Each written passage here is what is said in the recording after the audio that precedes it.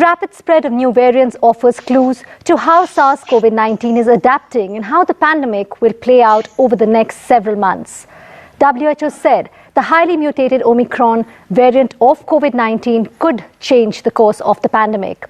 Due to lockdown and work-from-home culture, people's lifestyles are already severely disrupted. Many people have become physically inactive and developed irregular eating patterns, which leads to unhealthier lifestyles and aggravation of lifestyle-related diseases. A multi-sectoral approach promoting healthier diets and increasing physical activity can help in slowing down the diabetic epidemic and heart diseases. Beat Diabetes Myths and Facts will impact and help a large number of people to prevent or control metabolic disorders. Today we have with us experts to share with you advice on leading a healthy life. Joining us on the show today is Dr. K. Venkata Umakant, MBBS, MD Medicine, Consultant Physician, Capital Hospital, Vijayawada.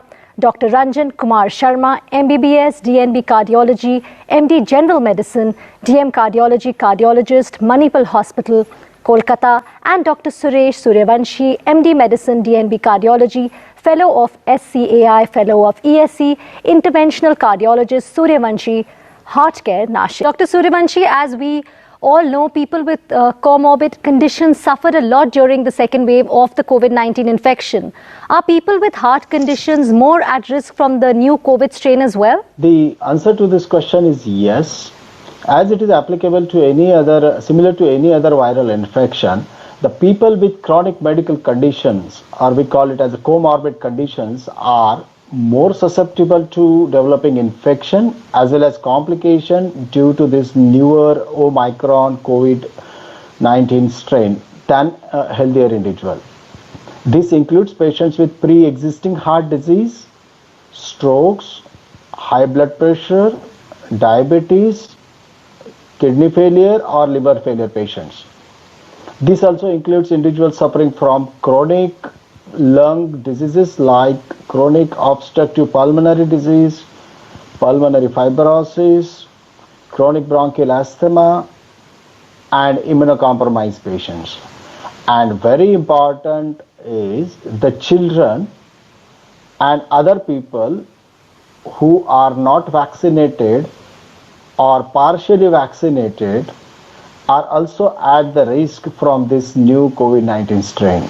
Okay, so along with people who need to be extra careful, of course, those who are comorbid, even children and those need to still get their second dose or even the first dose of vaccination. Again, here is very important. Coming to you, Dr. Suryavanshi, tell us, how does diabetes mellitus affect the heart? How can we prevent heart disease complication in diabetic patients? Patients with diabetes are 2 to 4 times more likely to have a heart attack or a stroke than patients without diabetes. Heart disease is the -- 1 cause of death among people with diabetes. There are a number of ways the diabetes affects the heart. It's lead to formation of blockages leading to atherosclerotic coronary artery disease. Usually there are silent ischemias and multivessel disease in diabetes. Second way is it leads to affection of the heart muscle leading to diabetic cardiomyopathy and heart failure. It also causes strokes, that is paralysis. It affects the peripheral arteries leading to peripheral artery disease and the kidney disease. In order to prevent a heart complication in diabetic patients, we should know and manage your diabetes ABCs. The A stands for A1C test, that is a glycosylated hemoglobin test, which should be less than 7. B stands for blood pressure, as adequate control of the blood pressure less than 130/80 is important. C stands for cholesterol, which should be controlled. Patient need to stop smoking. Stress has to be reduced. They need to take regular medications which are prescribed by their doctors. Eating a good heart healthy diet is very important. One has to eat more fresh fruits and vegetables, and exercising regularly is very important. So at this point, I mean, managing diabetes is really important, and managing it well, and specifically if we talk how it affects the heart. So on that note, we're going to be taking a short break. We'll be right back.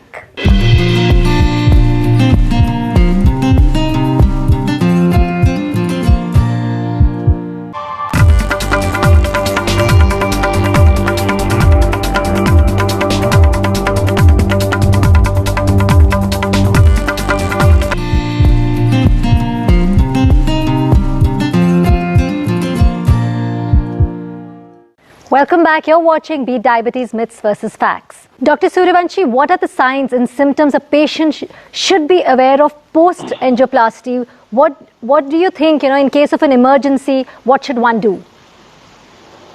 Yeah, once the patient undergoes angioplasty, patient should take his medicines regularly. Usually he is on a blood thinner medication like aspirin and a cholesterol lowering medication like statins. They are mandatory as they prevent important life-threatening complication. Patient should follow a heart-healthy diet, as well as diet should be in a moderation. He should be doing moderate aerobic exercise. He should go for regular follow-ups as prescribed by his doctor.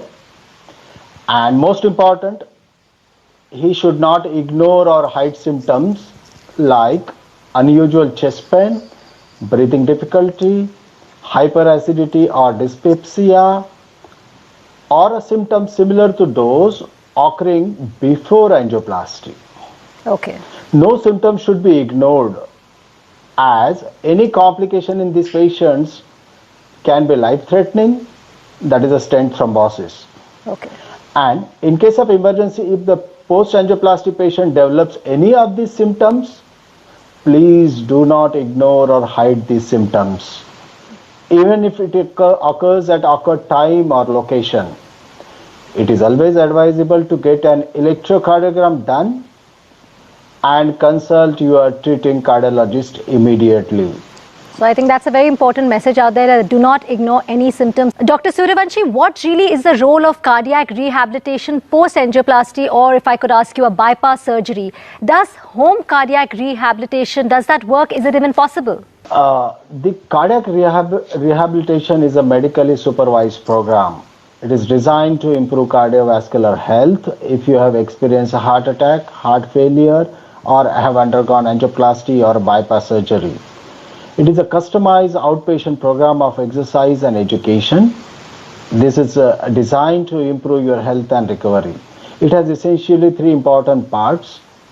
The first one is exercise, counseling and training. Second one is education for heart healthy living. And third is counseling to reduce the stress. Okay.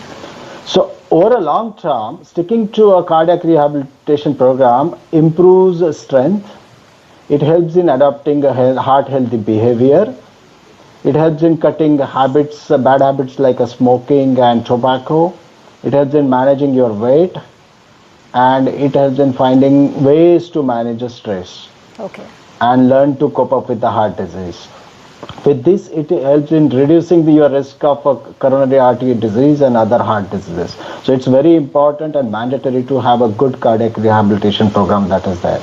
Okay, so cardiac rehabilitation program is important. Thank you so much, doctors, for joining us today on this very important issue we've been discussing.